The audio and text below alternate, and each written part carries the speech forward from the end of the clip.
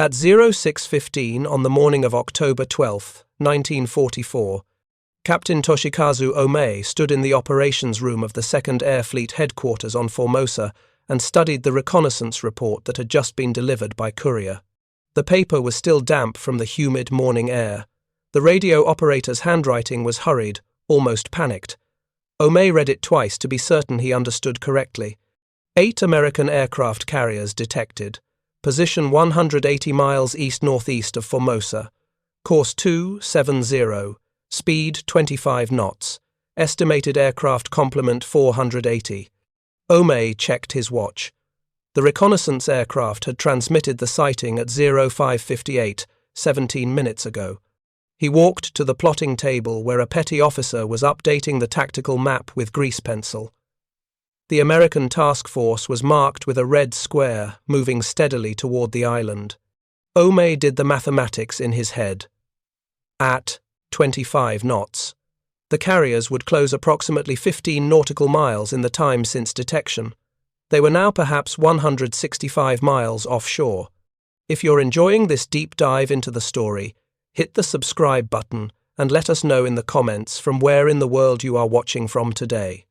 More critically, if the Americans launched aircraft immediately after being spotted, those aircraft would reach Formosa in approximately 45 minutes, maybe less if they were carrying light loads.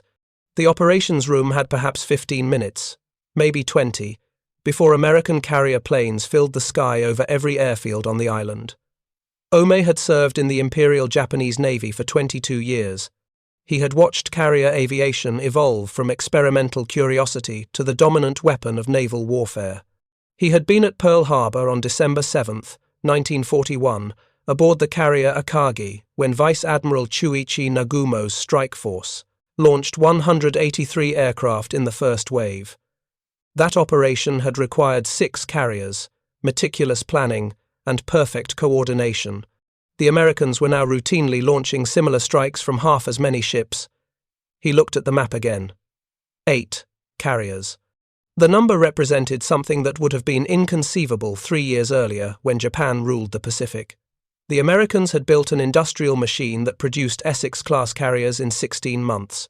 The shipyards at Newport News, Philadelphia, Norfolk, and Quincy worked around the clock. Steel arrived by rail, armor plate was cut and welded, turbines were installed. Carriers slid down the ways every few weeks, each one displacing 27,000 tons, each one carrying 90 aircraft. Japan could not match this production. The Kur Naval Arsenal, Yokosuka, Sasebo, all of Japan's shipyards combined could not produce carriers at 1/10 the American rate.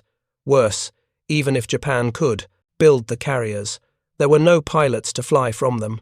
The carrier air groups that had struck Pearl Harbor, that had ranged across the Indian Ocean, that had fought at Coral Sea and Midway, those men were gone.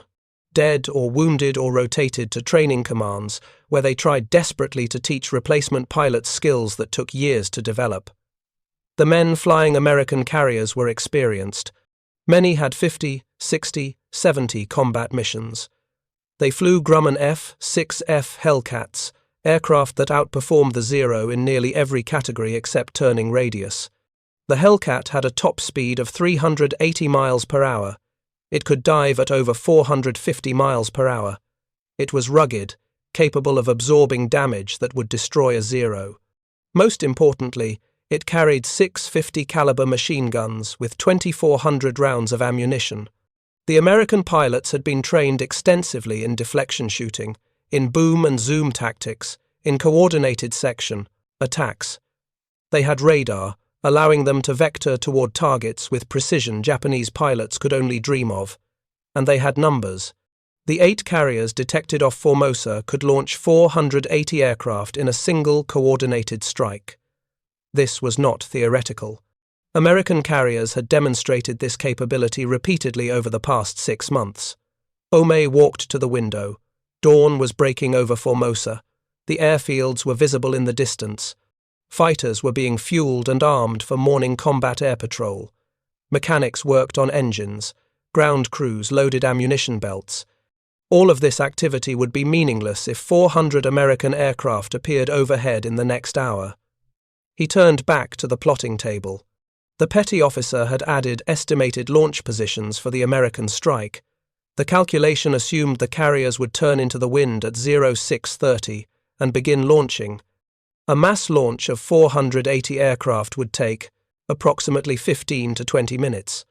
First, the fighters, launched to provide combat air, patrol and escort, then the dive bombers, then the torpedo bombers. Each carrier would launch its deck load in sequence, the aircraft forming up in predetermined assembly points before proceeding to target. The Americans had refined this procedure through constant practice.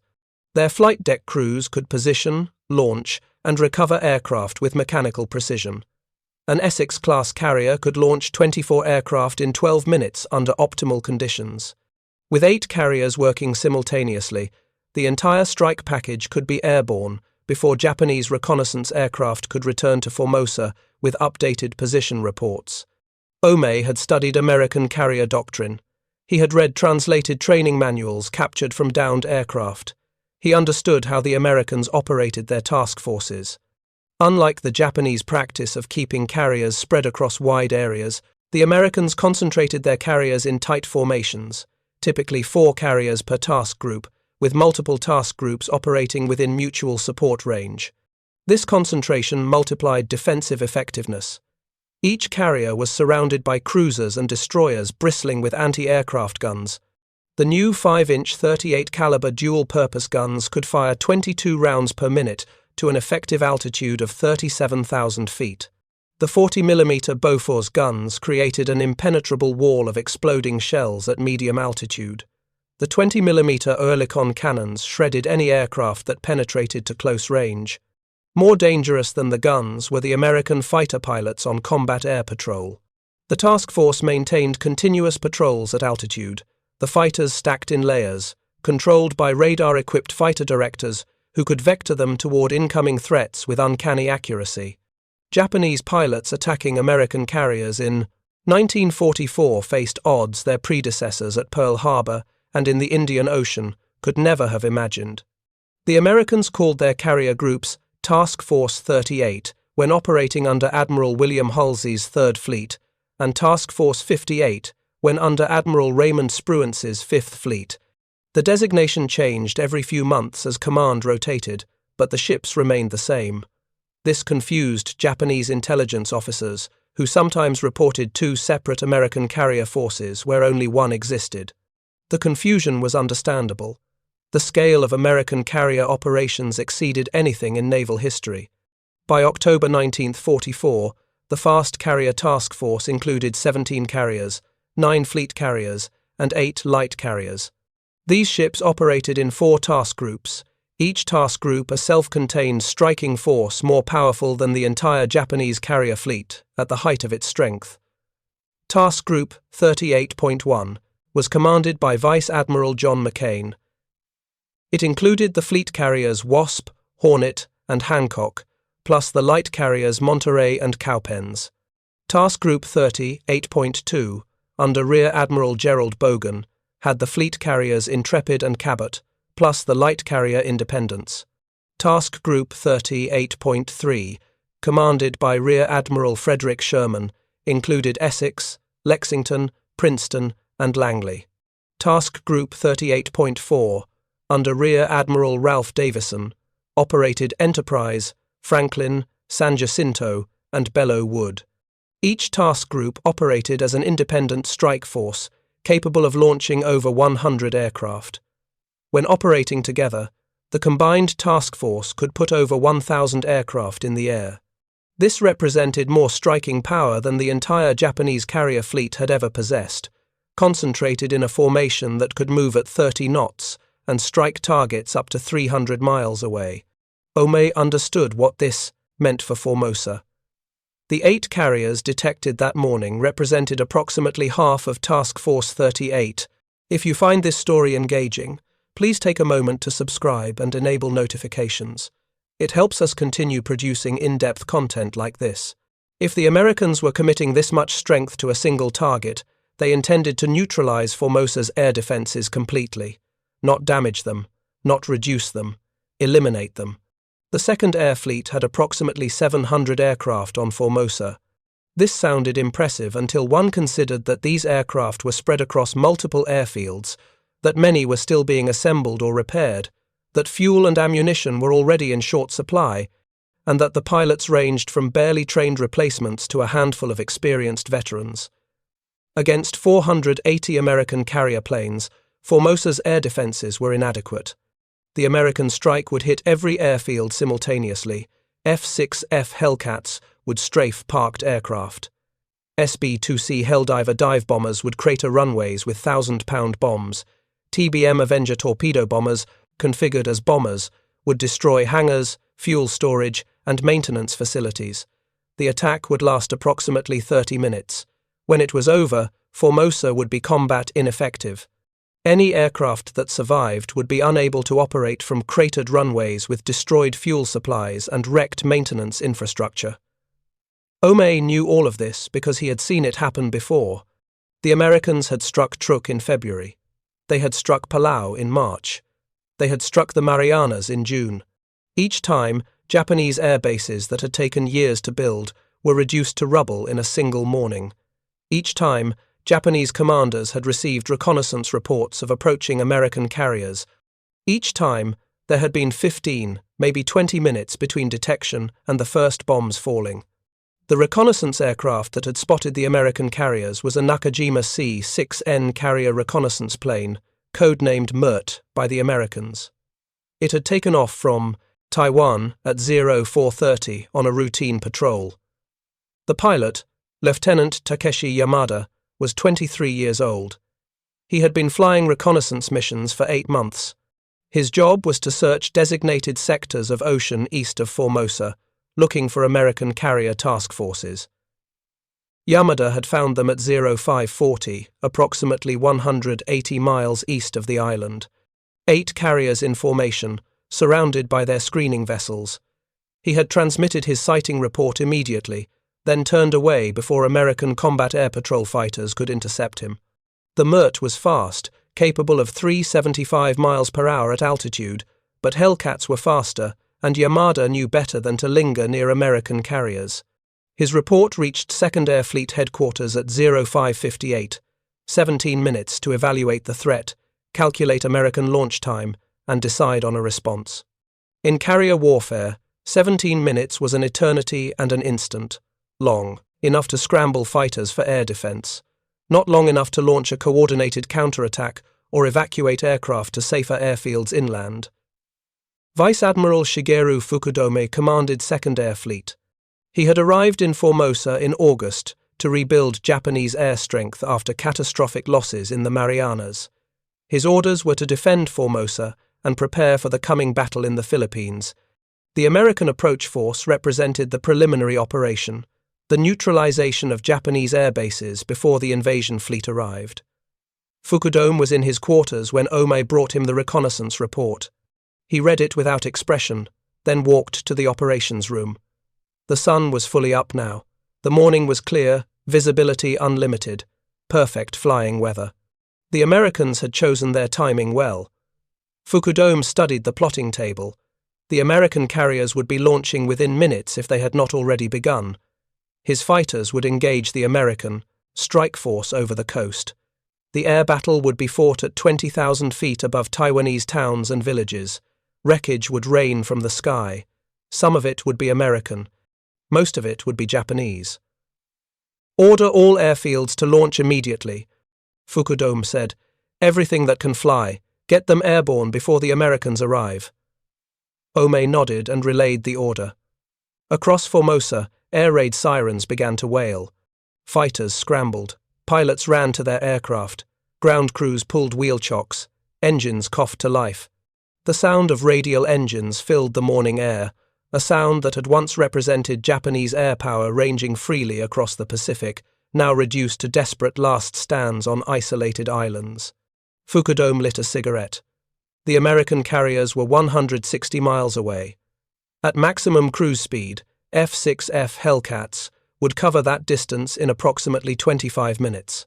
The first fighters would arrive over Formosa around 0700. The main strike would follow 15 minutes later. He had perhaps 30 minutes before the battle began. 30 minutes to prepare 700 aircraft scattered across multiple airfields for the largest air battle over Formosa since Japan had seized the island from China 50 years earlier. 30 minutes to face a force that had destroyed Japanese air power at Truk, Palau, Guam, and Saipan. 30 minutes before 480, American aircraft filled the sky. Fukudome exhaled smoke and watched it dissipate in the morning air. He thought about Pearl Harbor. December 7th, 1941. 3 years, 10 months, and 5 days ago. The Japanese carrier task force had approached Oahu with 6 carriers and 414 aircraft. The Americans had been caught completely by surprise. Their aircraft had been destroyed on the ground, their battleships sunk at anchor, their fleet crippled. Now the Americans were doing to Japan exactly what Japan had done to them. But the Americans were doing it with industrial scale, with production capacity that dwarfed anything Japan could match, with replacement pilots flowing from training schools in Florida and Texas and California, with carriers sliding down the ways every 6 weeks, with aircraft factories in Seattle and California and New York producing fighters and bombers faster than Japan could destroy them. The mathematics were brutal and undeniable. Japan started the war with 6 fleet carriers. The Americans started with 3. By October 1944, Japan had perhaps 4 operational carriers with minimal air groups. The Americans had 17 fleet and light carriers in the fast carrier task force alone, plus dozens of escort carriers supporting amphibious operations. This numerical superiority translated directly into operational capability. When the Americans wanted to neutralize an airbase, they sent 400 aircraft. When they wanted to support an amphibious landing, they kept carriers on station for weeks, launching continuous strikes while supply ships refueled and rearmed them at sea. When they lost aircraft in combat, replacement planes and pilots arrived within days. Japan could do none of these things. Japanese carriers operated individually or in small groups, unable to concentrate enough strength to overwhelm American defenses. Japanese supply lines were interdicted by American submarines, making sustained carrier operations impossible. Japanese pilot training took months, years to produce truly skilled aviators, and those months were time Japan no longer had. The 8 carriers approaching Formosa represented this reality in its starkest form. 8 ships, 480 aircraft, capable of launching coordinated strikes that would devastate any target within 300 miles. And behind those 8 carriers were 9 more, somewhere in the Western Pacific, capable of repeating this performance whenever and wherever American commanders desired. Fukudome crushed his cigarette. 0640. The Americans would be launching now. On 8 carrier flight decks scattered across 20 square miles of ocean, aircraft engines were starting. Flight deck crews in coloured jerseys were positioning planes on catapults and launching spots. Launch officers were signalling pilots. Engines were reaching maximum power. Brakes were releasing. Aircraft were rolling forward, accelerating down the deck, lifting off into the morning air. This process, repeated 48 times per carrier spread across 8 carriers, would put 480 aircraft airborne in approximately 15 minutes. The fighters would launch first, climbing to altitude to provide escort and top cover, then the dive bombers, formed up by squadrons, then the torpedo bombers, configured with bombs rather than torpedoes for land attack. The entire strike would assemble at a predetermined rendezvous point, probably 50 miles east of Formosa, beyond effective Japanese reconnaissance range. There, the strike commander would organize the formation, assign targets, brief escort assignments, confirm frequencies and procedures. Then they would turn west and begin the run toward Formosa at 220 knots. The American precision in these matters was legendary. Their strike formations arrived over target at the exact minute specified in the operations order. Their fighters swept in first, establishing air superiority. Their dive bombers approached from optimum altitude and dive angles. Their bomber pilots coordinated timing to overwhelm defenses and maximize destruction. Japanese pilots who survived encounters with American carrier strikes reported the same details repeatedly. The Americans came in overwhelming numbers. They were coordinated. They were aggressive. They pressed attacks through defensive fire that would have turned back earlier American pilots. And they had radio communication that allowed them to adjust tactics. In real time as the battle developed, Ome returned to the operations room. "All airfields report fighters launching," he said. "Estimate 250 aircraft airborne within 10 minutes. Fukudome nodded. 250 fighters against 480 American aircraft. The mathematics were clear. The Americans had numerical superiority, aircraft superiority, pilot superiority, radar-directed coordination, and the advantage of striking when and where they chose. The Japanese had courage and desperation. In 1941, courage and desperation had been sufficient. Japanese pilots, with superior training and superior aircraft, had dominated the Pacific skies. In 1944, courage and desperation were inadequate against an opponent who combined skill with overwhelming material advantage. The air battle over Formosa would be decided not by individual heroism, but by industrial production capacity.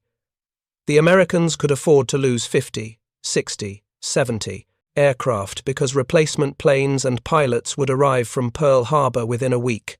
Japan could not afford to lose 20 aircraft because there were no replacements, no trained pilots waiting at rear area bases, no industrial capacity to replace losses. This was the mathematics of attrition warfare fought by an industrial superpower against a nation stretched beyond its capacity. Every Japanese aircraft destroyed was irreplaceable. Every Japanese pilot killed represented hundreds of hours of training that could never be recovered. Every Japanese airfield damaged reduced the operational radius of remaining aircraft and concentrated forces in fewer locations, making them more vulnerable to future attacks. The Americans understood this mathematics. Their carrier task forces were designed to exploit it, hit hard, hit repeatedly, hit until the enemy's ability to resist collapsed under the weight of accumulated losses. It was the same strategy they used in Europe, the same strategy that was grinding Germany into rubble. Apply overwhelming force repeatedly until resistance became impossible. Fukudome walked to the window again. The sky was still clear. No American aircraft visible yet, but they were coming. 480 aircraft were flying west at 220 knots, crossing the ocean between the American carriers and Formosa's coast. The first wave of American fighters appeared over Formosa's northern coast at 0657. Hellcats from Task Group 38.2 launched from USS Intrepid and USS Cabot. 48 fighters in sections of 4, climbing to 25,000 feet, they swept over the coastline like a scythe, searching for Japanese fighters climbing to intercept. Lieutenant Shinji Nakamura was in the cockpit of his A6M0, climbing through 15,000 feet when he spotted them. Silver aircraft far above, contrails streaming behind them in the cold upper air. He counted at least 30, probably more beyond visual range. His own squadron had 12 aircraft. He keyed his radio. Enemy fighters high, many aircraft, proceeding to intercept. The response from ground control was garbled, overwhelmed by multiple transmissions as other Japanese fighters reported contact across the entire northern sector. Nakamura pushed his throttle forward. The Zero climbed well at this altitude, better than most American fighters. He might reach 20,000 feet before they engaged. He never made it. The Hellcats dove on his squadron from above and behind, using altitude advantage to build speed. Nakamura saw tracer fire flash past his canopy. He broke hard left, the Zero responding instantly to control inputs. A Hellcat flashed past, unable to follow the tight turn. Nakamura reversed, trying to get on his attacker's tail. Another Hellcat appeared from below, climbing with excess speed from its dive. Nakamura saw the muzzle flashes from its 650 caliber guns. His Zero shuddered as rounds tore through the thin aluminum skin. The left-wing fuel tank exploded. Fire erupted along the wing route. Nakamura had perhaps 5 seconds before the fire reached the cockpit. He jettisoned the canopy and rolled inverted. The slipstream tore him from the cockpit. His parachute opened at 12,000 feet. He watched his Zero spiral downward, trailing black smoke. Below, more aircraft were burning. Some Japanese, some American. but mostly Japanese. The sky was full of aircraft, all turning, all firing, all trying to kill each other in the span of seconds. This engagement was repeated across 75 miles of airspace over northern Formosa. Japanese fighters scrambled from 6 airfields, engaged American fighters in a running battle that stretched from the coast to 15 miles inland. The Americans had altitude, speed, numbers, and radio coordination. The Japanese had desperation, and the knowledge that if they failed, the bombers following behind the fighters would destroy everything. The air battle lasted 23 minutes. In that time, Japanese fighters shot down 9 American aircraft. American fighters shot down 53 Japanese aircraft. The mathematics were exactly what Fukudome had predicted. For every American fighter lost, Japan lost 6. This was not sustainable. At 0720, the American dive bombers arrived. SB-2C, Helldivers, from 3 task groups, 136 aircraft carrying 1,000-pound bombs. They approached from 20,000 feet in formation, each squadron assigned specific targets: Tainan Air Base on the southern coast, Takao Airfield near the harbour, Shinchiku in the north, Matsuyama near Taipei. Every major airfield on Formosa was hit simultaneously. The Helldivers rolled into their dives from 18,000 feet, pushing over into 70-degree dives that accelerated them to 350 miles per hour. The pilots used perforated dive brakes to control speed, keeping the aircraft stable, while lining up on targets visible through their bomb sights. At 3,000 feet, they released, pulling out of the dives with G-forces that compressed them into their seats and grayed out their peripheral vision. The bombs struck with devastating precision. 1,000-pound general-purpose bombs cratered runways, penetrated revetments, destroyed aircraft in their shelters. Each bomb created a crater 25 feet across and 15 feet deep. A direct hit on a runway made that section unusable until repair crews could fill the crater and compact the soil. A near miss within 50 feet still rendered the runway dangerous, potentially collapsing landing gear on aircraft attempting to use it. Tainan Air Base received 38,000-pound bombs in the first strike, 7 direct hits on the main runway, 11 hits on the taxiway, 20 hits in the dispersal area, where fighters were being fueled and armed. The base commander, Commander Saburo Hoshino, watched, from a slit trench, as his airfield was systematically destroyed. Hoshino had been at Tainan since June. He had rebuilt the base after American carrier strikes in the spring. He had supervised the construction of new revetments, the improvement of anti-aircraft positions, the expansion of fuel storage. All of that work was being erased in 30 minutes of sustained bombardment. He counted the bombs as they fell. Each explosion marked another week of reconstruction work, another delay in operational capability, another reduction in Japan's ability to contest American air superiority. The Americans were not trying to temporarily neutralize Tainan. They were trying to make it permanently unusable. After the dive bombers came the torpedo bombers. TBM Avengers configured as horizontal bombers, carrying 4 500-pound bombs each.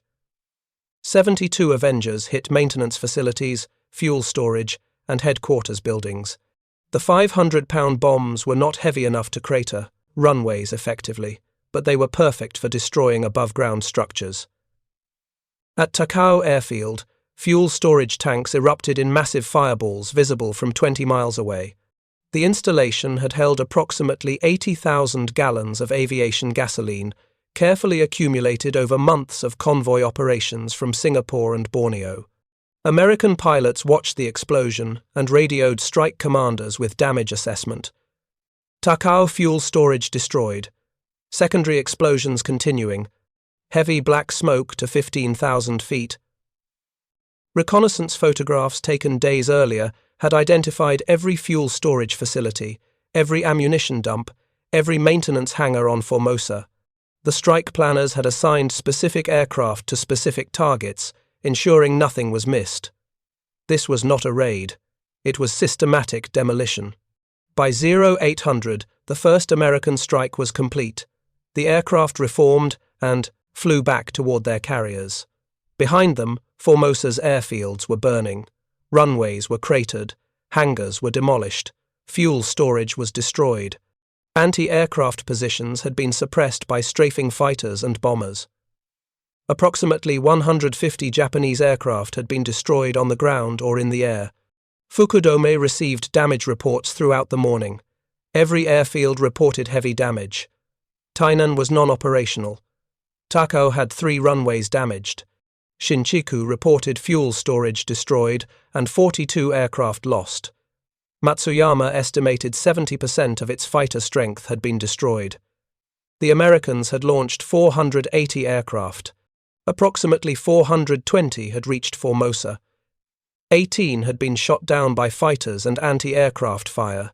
This meant the Americans had lost less than 4% of their strike force, while destroying roughly 20% of Second Air Fleet's total strength in a single attack. Worse, the Americans were not finished.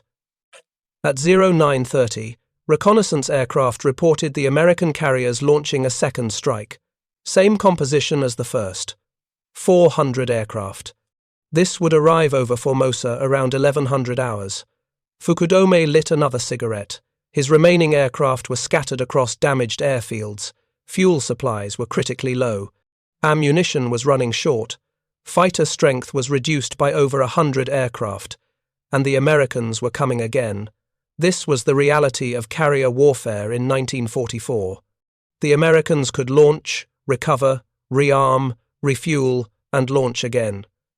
Their supply ships carried thousands of tons of aviation, gasoline, bombs, rockets, and ammunition. Their mechanics worked efficiently, turning aircraft around between strikes. Their operational tempo was relentless. Japan could not match this tempo. Japanese carriers, when they operated at all, launched single strikes and then withdrew to safe harbors to rearm and refuel. Japanese supply ships were hunted by American submarines. Japanese mechanics worked without adequate spare parts or tools. Japanese operational tempo was measured in days between strikes, not hours. The second American strike hit Formosa at 11:05. This time the defenses were weaker. Fewer fighters rose to intercept. Anti-aircraft fire was less concentrated. The Americans struck with near impunity, hitting targets that had survived the first strike or attacking new targets identified by reconnaissance.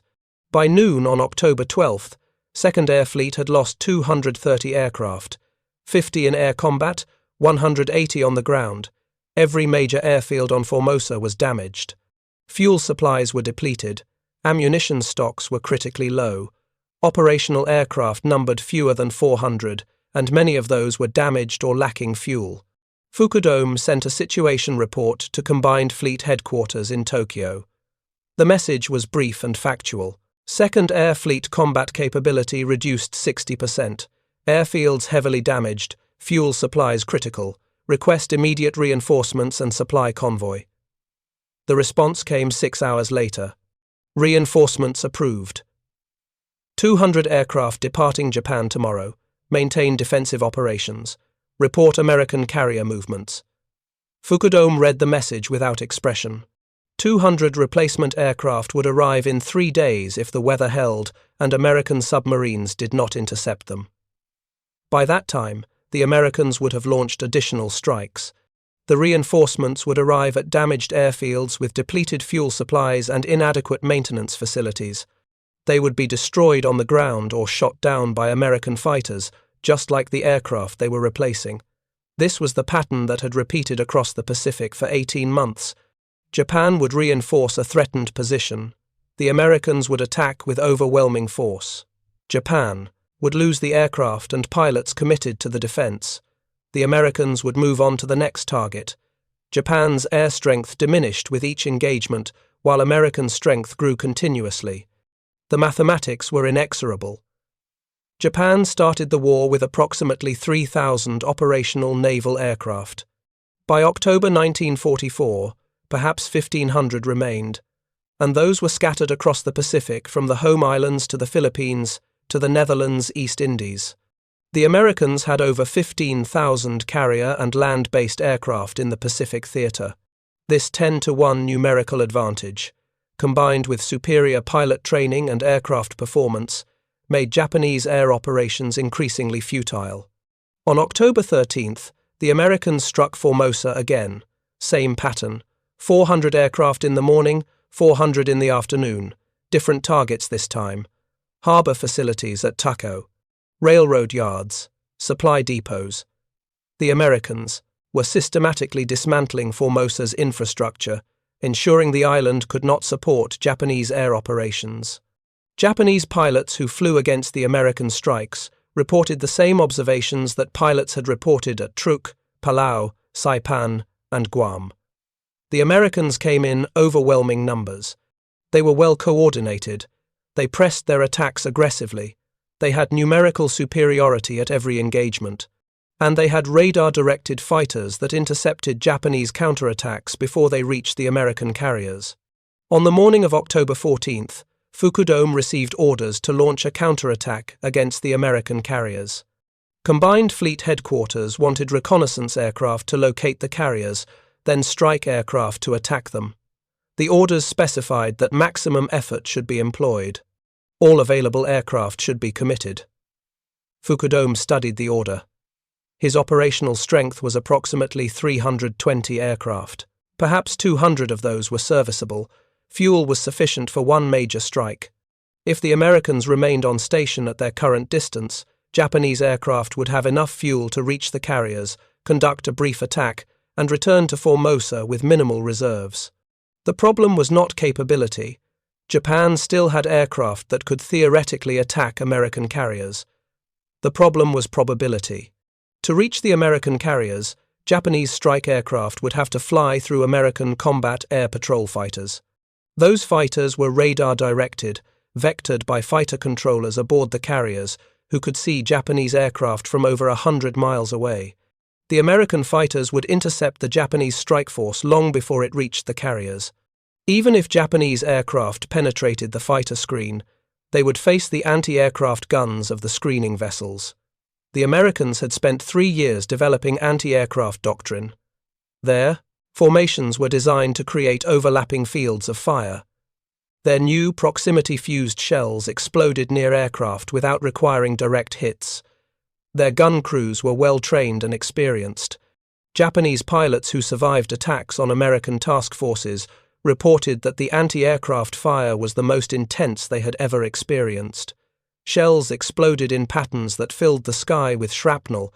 Tracers from 20 and 40 mm guns created walls of fire. Even near misses damaged aircraft, forcing pilots to abort attacks or making controlled flight impossible. And if Japanese aircraft somehow penetrated both the fighter screen and the anti-aircraft fire, they would have to make their attacks against carriers that were maneuvering at 30 knots, surrounded by destroyers throwing up additional anti-aircraft fire, with American fighters pursuing from behind. The historical record of such attacks was clear. At the Battle of the Philippine Sea in June, Japanese aircraft had launched multiple strikes against American carriers. Out of 400 aircraft launched, fewer than 50 survived. Most were shot down by American fighters before ever seeing a carrier. The few that penetrated to attack positions scored minimal hits despite pressing their attacks with suicidal determination. Fukudome understood these odds, but orders were orders. He directed his staff to organize a maximum effort strike for the afternoon of October 14th, 180 aircraft. Every serviceable bomber and torpedo plane on Formosa, escorted by 60 fighters. The strike launched at 14:30. Reconnaissance aircraft had reported the American carriers at position 22 degrees north, 123 degrees east.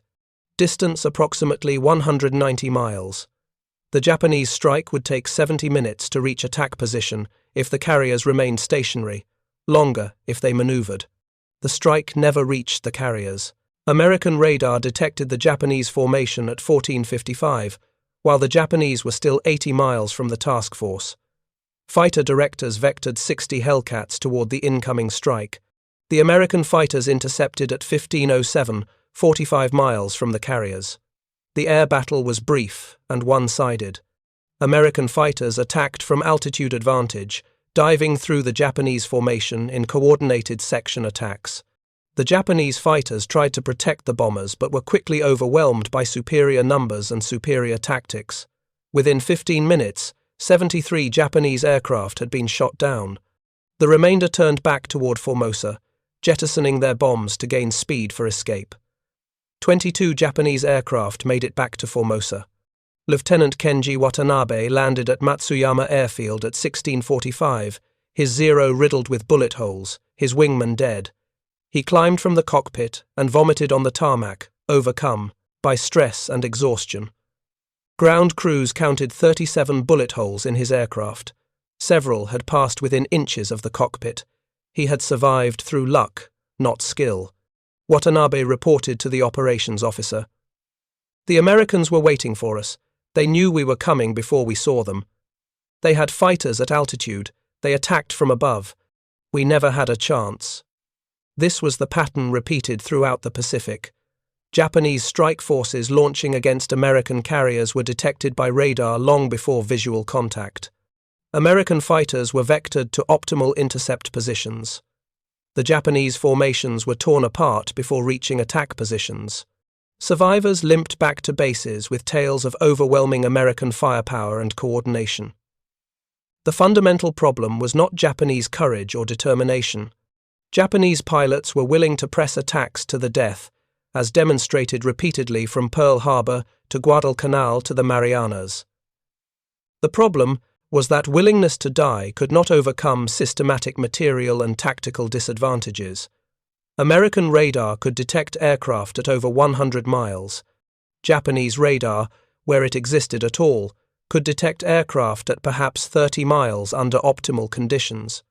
This gave American fighter directors 20 to 30 minutes of advance warning, time to position fighters for optimal intercept, time to vector additional fighters from combat air patrol, time to alert anti-aircraft crews.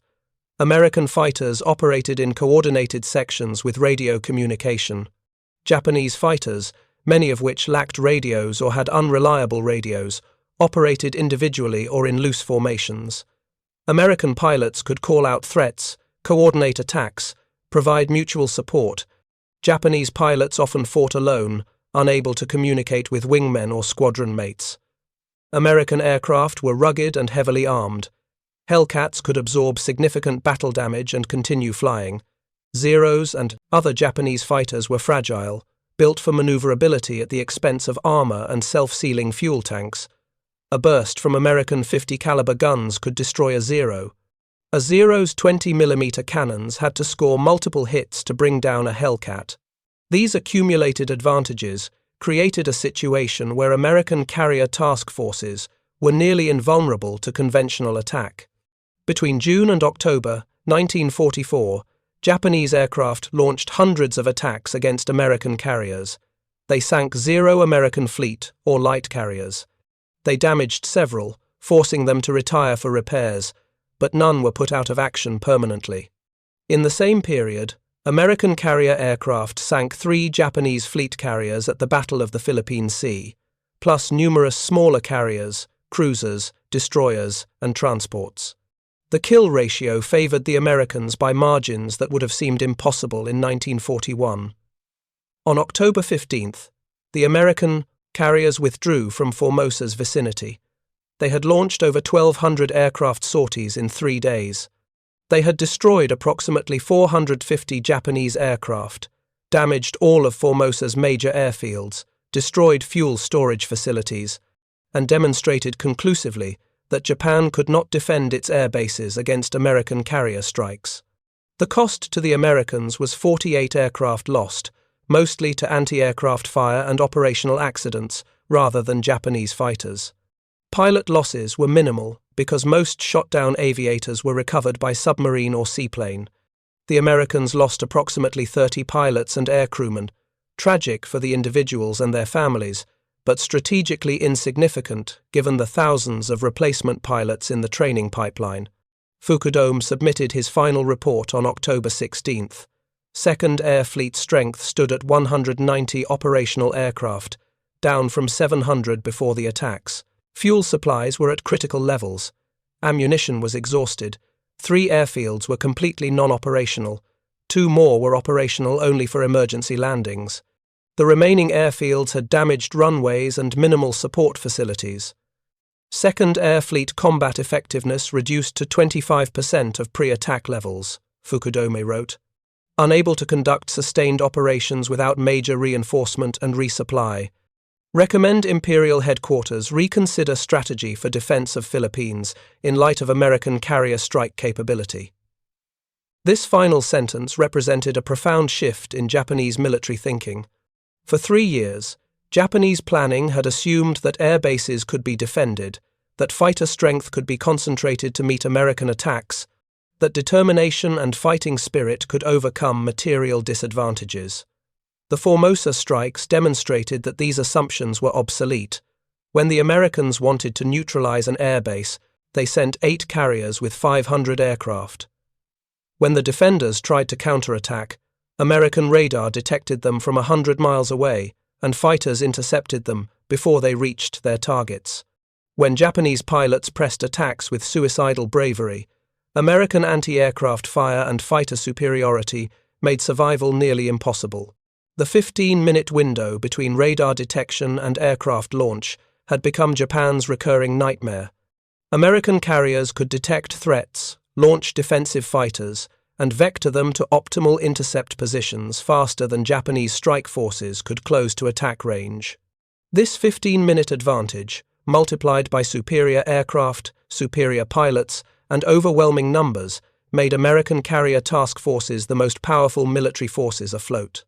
Japanese admirals had anticipated that the decisive battle would be fought by battleships, as naval doctrine had predicted for 50 years. Instead, the decisive advantage belonged to whichever side could put the most carrier aircraft over the target. The Americans could put 800 aircraft from 17 carriers. Japan could put perhaps 200 aircraft from its 4 remaining operational carriers, and those carriers were forced to hide in safe harbors because they lacked the air groups to defend themselves at sea. Admiral Soemu Toyoda, Commander-in-Chief of the Combined Fleet, reviewed Fukudome's report in Tokyo. He understood the implications immediately.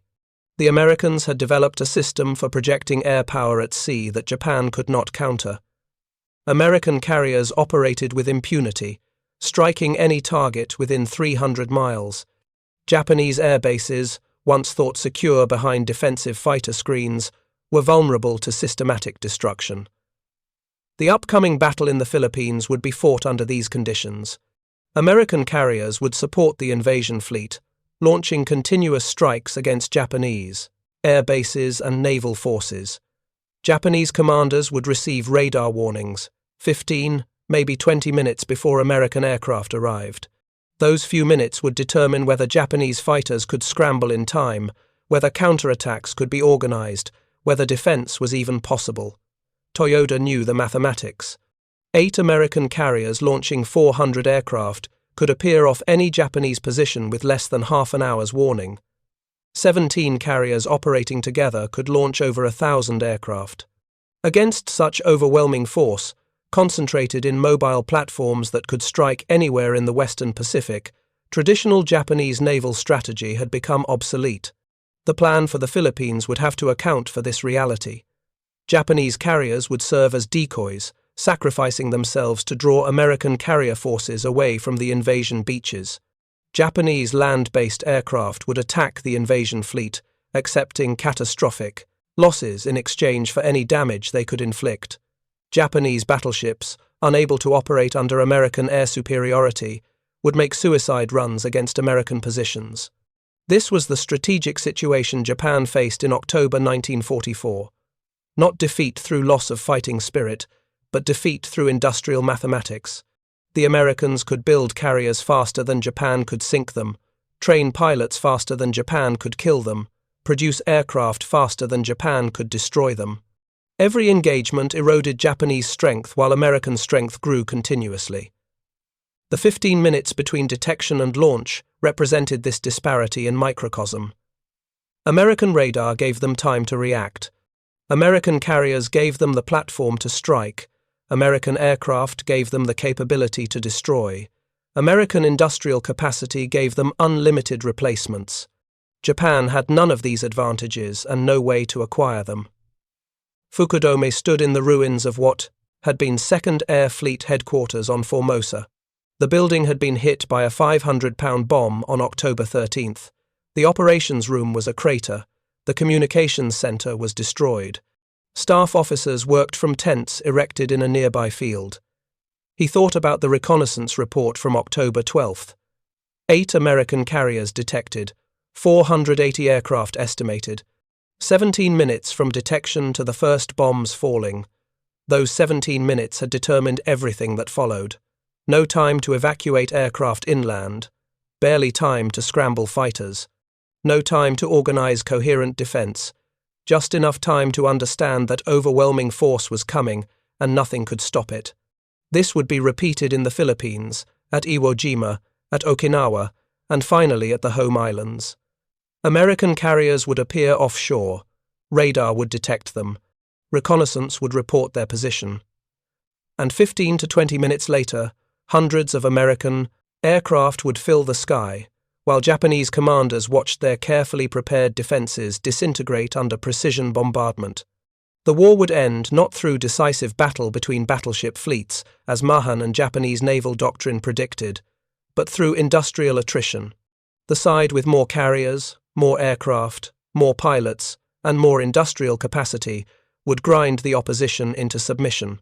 That side was the United States, and by October 1944, the outcome was mathematically inevitable. Thank you for watching. For more detailed historical breakdowns, check out the other videos on your screen now, and don't forget to subscribe.